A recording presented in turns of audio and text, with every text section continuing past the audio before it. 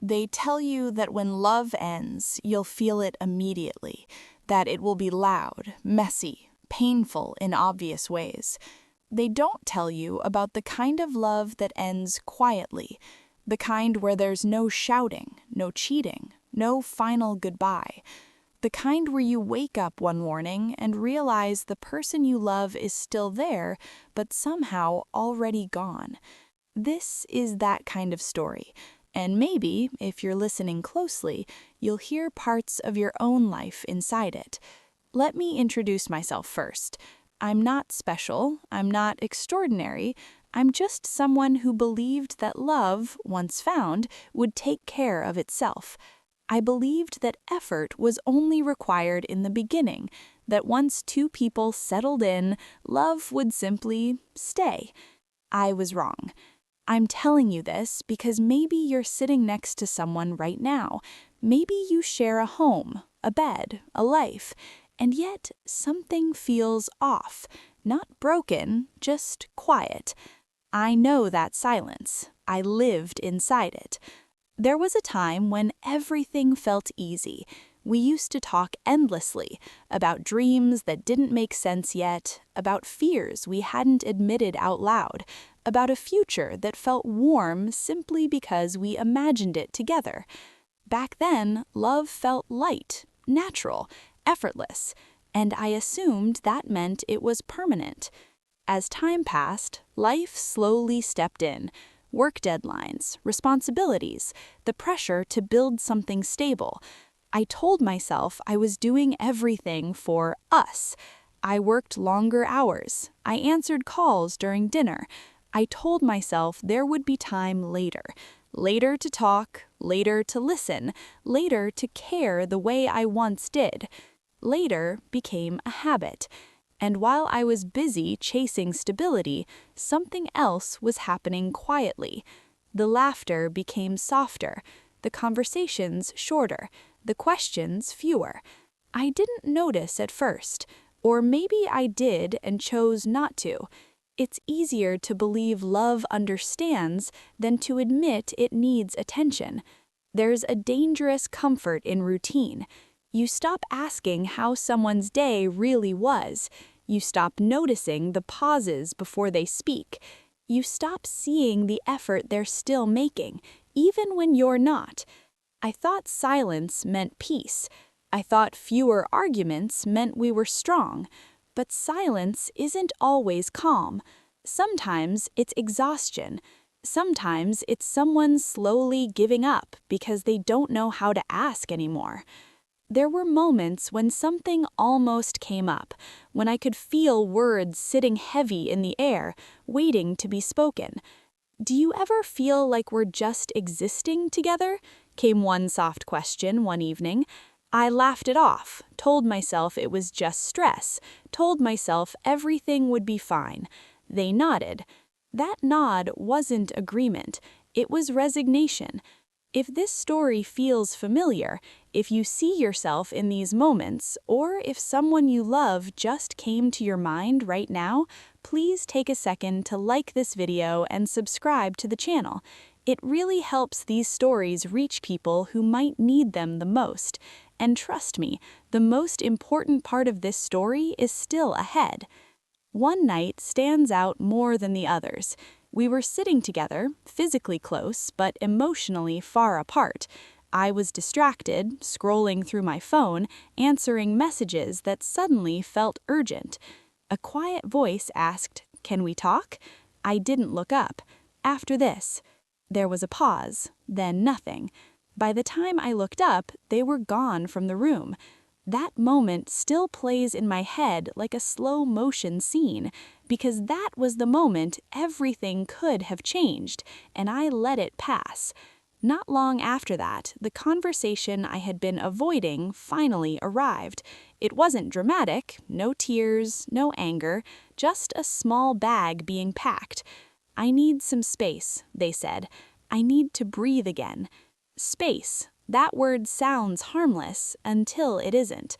I nodded, pretended to understand, pretended not to feel panic tightening my chest. I didn't ask how long. I didn't ask if they were coming back.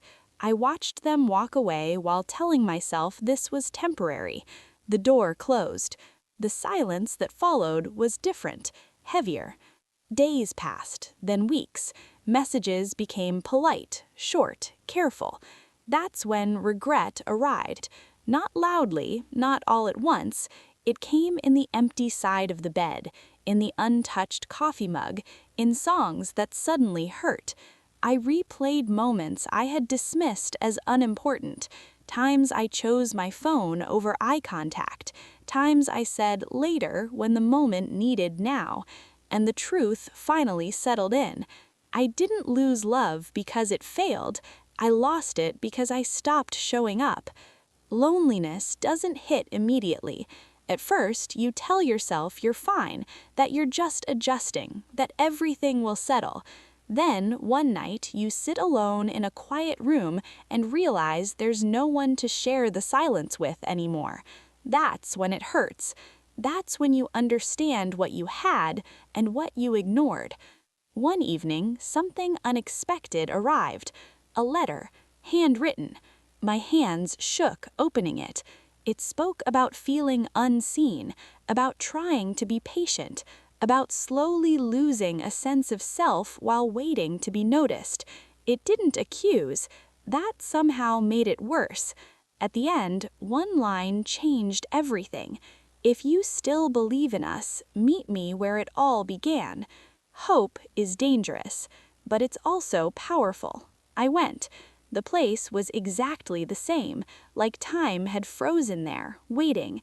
When I saw them walk in, something inside me cracked open. Stronger, calmer, different. We sat across from each other. I apologized, not quickly, not defensively, but honestly, for not listening, for assuming, for being present without actually being there. They listened, really listened, and for the first time in a long time, silence didn't feel empty. It felt thoughtful. This is not where the story ends. This is where it truly begins. Because before love can be rebuilt, it has to be understood. I didn't expect forgiveness to feel this heavy. When we sat there, across from each other, surrounded by memories pretending to be furniture and walls, I realized something uncomfortable. Saying sorry doesn't erase what silence already destroyed. We talked, slowly, carefully, like two people walking barefoot over broken glass, afraid that one wrong word would reopen everything. There were pauses, long ones, and in those pauses, I could hear everything that had gone unsaid for months, maybe years. I didn't feel unloved, they said eventually. I felt alone. That sentence hit harder than anger ever could, because loneliness inside love is a special kind of pain. It's invisible, and it makes you question your worth without anyone ever raising their voice. I wanted to explain myself, to talk about pressure, responsibility, fear of failure, all the reasons I told myself I was distant for the future. But explanations felt small compared to what they had felt. So instead, I listened, really listened. They told me about nights spent waiting, about conversations rehearsed in their head that never happened, about slowly learning to stop expecting warmth because disappointment hurt more. They said they felt like a guest in their own relationship, like someone who had to earn attention instead of receiving it naturally. I didn't defend myself. For the first time, I let the discomfort stay. Because growth doesn't happen when you escape pain. It happens when you sit inside it. We didn't decide anything that day. No promises, no dramatic declarations, no sudden reunion, just honesty. And honesty is exhausting.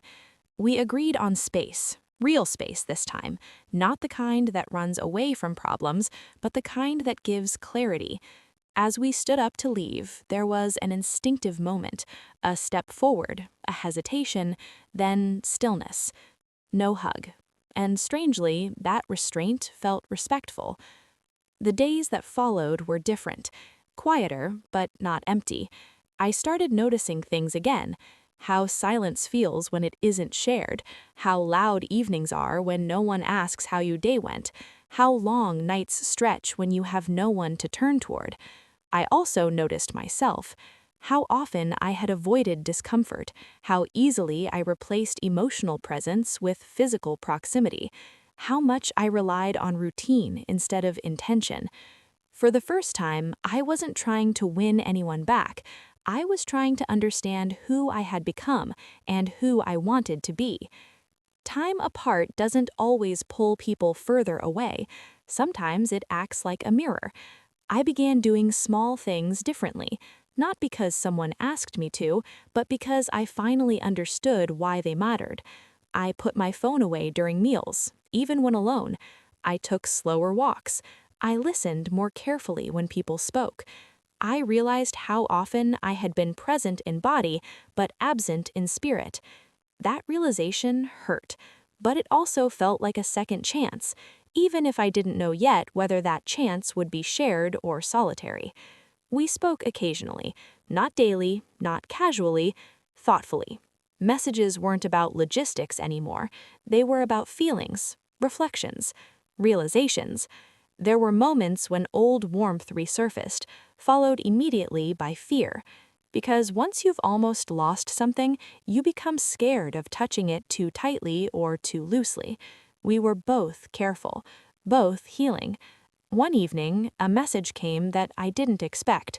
Do you want to go for a walk tomorrow? Not to talk, not to decide, just to walk. I agreed.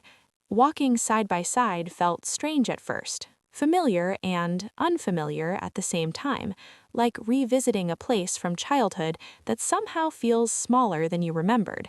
We walked without rushing, without forcing conversation. Eventually, words came naturally. They spoke about rediscovering parts of themselves they had neglected, about learning that love shouldn't require shrinking.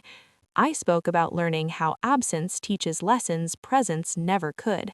We didn't interrupt each other. That alone felt like progress. At one point, they stopped walking. I was scared, they admitted, scared that if I stayed, I'd lose myself completely. I nodded. I was scared too, I said, scared that if I slowed down, everything I was building would fall apart. We both realized something important at the same time. We weren't enemies. We were two people who didn't know how to ask for what we needed. Healing isn't linear. Some days felt hopeful. Others felt distant again. There were moments of laughter that ended in silence, moments of closeness followed by emotional retreat. But one thing had changed. We were no longer pretending, and that honesty, even when uncomfortable, felt like respect. One night, much later, a question finally surfaced. Not demanded, not rushed. Do you think love can be rebuilt? The answer came slowly. I think love never really disappears, but it does change when it's ignored. They looked at me for a long moment. And do you think it can change back?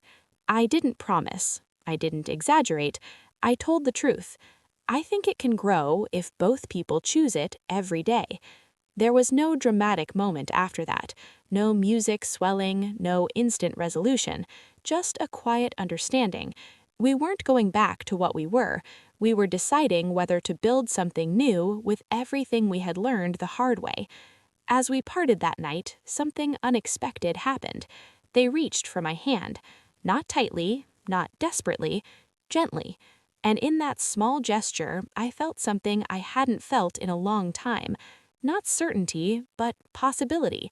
Love isn't proven by grand gestures, it's proven by consistency, by listening when it's inconvenient, by choosing presence over comfort, by staying curious instead of assuming. I was finally learning that. Maybe a little late, but not too late. This story still doesn't end here, because choosing love once is easy. Choosing it again, though, after pain, after distance, after fear, that's the real test.